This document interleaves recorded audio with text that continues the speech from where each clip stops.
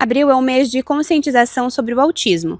E mais do que ampliar o debate, esse momento é um convite à escuta, especialmente de quem vive o espectro na própria pele. Nessa reportagem, você vai conhecer a história da Helena Bulatti, uma jovem autista que só recebeu o diagnóstico na vida adulta. Ela compartilha os desafios e as descobertas desse processo. Eu acho que a minha vida antes do diagnóstico, no geral, era bastante confusa, eu diria, né? Pois eu tinha todas essas dificuldades. As dificuldades que mais me levaram ao diagnóstico eram dificuldades sociais e dificuldades sensoriais. Eu sempre tive muita sensibilidade sensorial a barulhos altos, principalmente, a roupas que eu achava desconfortáveis. Era muito difícil na minha infância, principalmente. Mas a dificuldade social era maior porque eu percebia que eu tinha um comportamento que era diferente de todos, independente do meu interesse. Eu tenho muita dificuldade com o contato visual, eu tenho dificuldade assim com ironia, sarcasmo, mas até eu chegar a esse diagnóstico foram muitas dificuldades em relação a ansiedade geral ou ansiedade social. O diagnóstico, eu acho que ele trouxe muita clareza para mim, assim, eu acho que ele explicou muita coisa na minha vida e ajudou, eu acredito que tanto a mim, né, quanto as pessoas à minha volta, né, a lidarem comigo, né, e entenderem melhor. Eu acho que é uma dificuldade muito grande do público em geral entender o que significa quando a gente fala que o autismo ele é um espectro. O autismo ele é um espectro não no sentido de existe a pessoa menos autista ou a pessoa mais autista, mas significa que pode ser uma pessoa que tenha mais desenvolvimento da fala, mas tenha mais dificuldade sensorial, por exemplo, entendeu?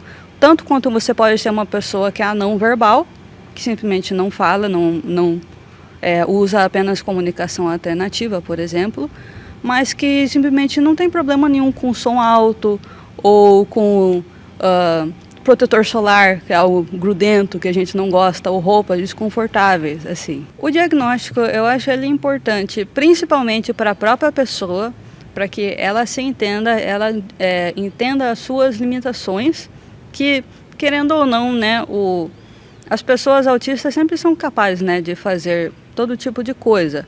Mas, querendo ou não, o autismo ele realmente nos limita em várias coisas diferentes. E para cada um, essas limitações são diferentes. Elas muitas vezes podem ser gerenciadas de maneira que você consiga fazer mais coisas, porque você vai entender. Por exemplo, eu quero ir num show, eu quero ir numa festa com amigos. Mas eu costumo ficar muito nervosa numa festa. Eu vou entender que eu sou autista, eu tenho dificuldade sensorial. Eu sei que algo que me incomoda muito é o som, sabe?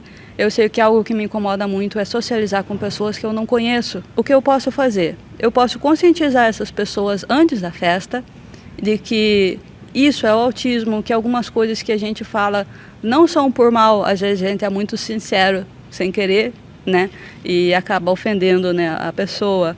Eu posso levar o meu fone abafador, que eu só fui descobrir esse fone abafador quando eu recebi o meu diagnóstico, e ele ajudou muito na minha vida, em vários tipos de coisa, e vários outros tipos de adaptações que você descobre que existem para ajudar a sua vida, sabe? Que existem para deixar a sua vida um pouco menos estressante, né, do que ela podia ser.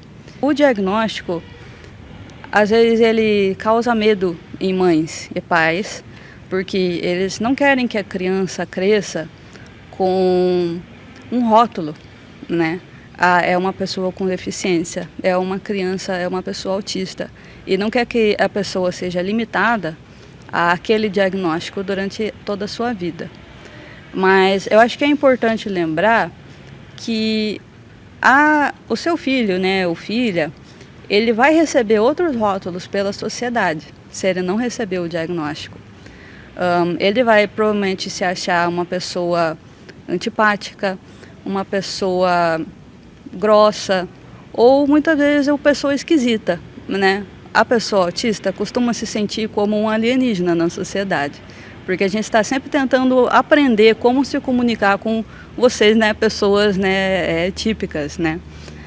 E esses rótulos, eles realmente são, esses são os rótulos que são negativos para uma pessoa, né? Quando você entende que você é autista, você entende que você não é algo assim realmente menos que outras pessoas, né? Você tem diferenças. E eu acho que é isso que é o importante. Também conversamos com a psicóloga Heloísa Marinho, especialista no atendimento de adultos com autismo. Ela destaca a importância do diagnóstico, explica quais sinais merecem atenção e fala sobre os tratamentos que podem garantir mais qualidade de vida às pessoas do espectro. A gente fala em 2 tipos de diagnósticos. O diagnóstico precoce, né, quando a criança começa a manifestar alguns sinais, principalmente dificuldades de comunicação e isolamento, né, brincar sozinha, ficar sozinha, além de outros atrasos no desenvolvimento.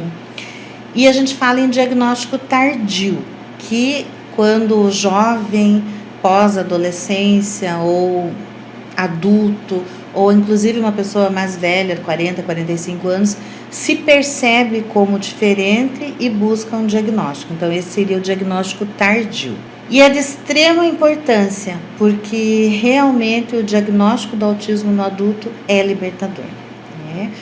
É uma vida de anos e anos de sofrimento, porque 20, 30 anos atrás não se falava em autismo como se fala hoje. Então as pessoas eram consideradas esquisitas, né? Diferentes. Nossa, fulano é esquisito, é diferentão, tem um jeito diferente. E já eram características, sinais de autismo não identificados. Então, depois de adulto, o que a gente orienta sempre, e é muito importante, é a terapia psicológica, a psicoterapia, principalmente na área cognitivo-comportamental, porque é perceber as suas dificuldades comportamentais e lidar com elas, né? Adequar comportamentos, aprender a conviver em sociedade. O adulto ou adolescente que não é percebido pela sociedade como autista, normalmente é o que a gente chama de autista de grau de suporte 1, que é o antigo autismo leve, né, que se chamava. Então, as pessoas não são vistas como diferentes, elas normalmente são vistas como esquisitas. Então, é extremamente importante que os familiares percebam mesmo. Quando o jovem ou adolescente ele se enclausura, né, ele se fecha muito naquele mundinho dele, hoje é muito confundido porque com as redes sociais, com o uso da internet de forma maciça pelos adolescentes, eles acabam se fechando num mundo. Mas o adolescente autista, ele parece que realmente vive num mundinho à parte. Ele sai muito pouco do quarto, ele não gosta das festinhas, ele não gosta dos shows que os adolescentes normalmente costumam ir, barulhos incomodam, aglomeração incomoda, e ele vai se fechando naquele mundinho dele. Esse é um dos primeiros sinais que deve se prestar atenção. A sensibilidade auditiva é um outro sintoma que deve se perceber. As disfunções sensoriais, né? As alterações nos quadros sensoriais, olfato, audição, tato. O hiperfoco que gera normalmente é a ecolalia, falar muito sobre o mesmo tema, repetição de temas, interesses restritos, seletividade alimentar, dificuldade de comunicação, de expressão de sentimentos, dificuldade de perceber o sentimento dos outros. Então, isso deve ser percebido pela família. É um pouco diferente do isolamento comum do adolescente, principalmente do adolescente que vive em internet hoje, né? Então, ele deve ser percebido. E aí, buscar, em caso de dúvidas, a avaliação para que mereça a atenção que o caso requer, né? Que receba a atenção merecida. No adulto, é ainda mais complicado, porque, como eu falei, ele já passou uma vida de sofrimento, né? Então, aquela pessoa que não se ajusta em emprego nenhum, aquela pessoa que tem dificuldade no toque, isso gera dificuldade no relacionamento conjugal, na intimidade mesmo do casal. Aquela pessoa que tem dificuldades sociais, que não gosta de visitar os outros, não gosta de receber visita, que tem dificuldade de convivência social, merece também receber a atenção para ver a necessidade de uma avaliação. Rede Notícias. A notícia como ela é.